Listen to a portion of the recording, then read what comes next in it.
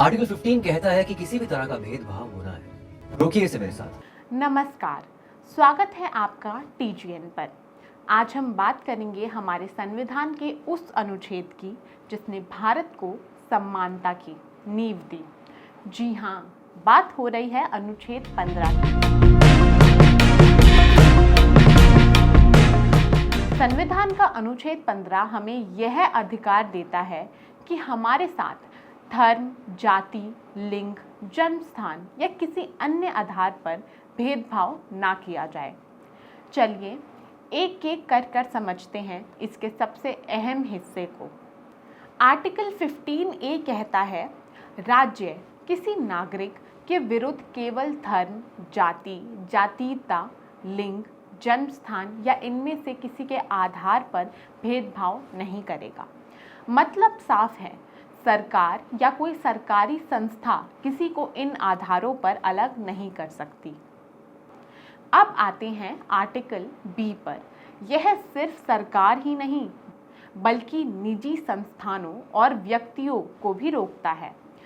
इसमें कहा गया है कि किसी भी नागरिक को दुकानों, होटलों, सार्वजनिक रेस्टोरेंट्स या पूजा स्थलों पर प्रवेश से वंचित नहीं किया जा सकता, सिर्फ इसलिए कि वह किसी खास जाति या धर्म से हैं। अब बात करते हैं आर्टिकल 15C की। यह एक खास अपवाद देता है। यह कहता है कि राज्य महिलाओं और बच्चों के लिए विशेष प्रावधान बना सकता है, यानी आरक्षण, विशेष छात्रवृत्तियां, सुरक्षा योजनाएं, ये सब इस उपधारा के अंतर्गत आते हैं।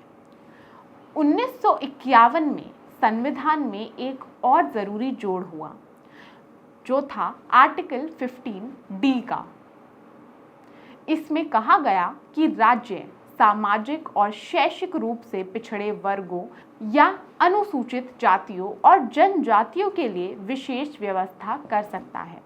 यही आधार बना आरक्षण व्यवस्था का, ताकि समाज में समान अवसर दिए जा सके। अनुच्छेद 15 भारत की आत्मा है।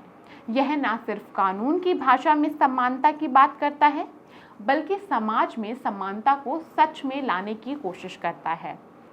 यही वजह है कि हर भारतीय को इसे जानना और समझना ज़रूरी है। अगर आपको ये जानकारी उपयोगी लगी हो तो वीडियो को लाइक करें, शेयर करें और चैनल को सब्सक्राइब करना ना भूलें, क्योंकि संविधान की ताकत हम तभी समझ सकते हैं जब हम उसे जानते हैं।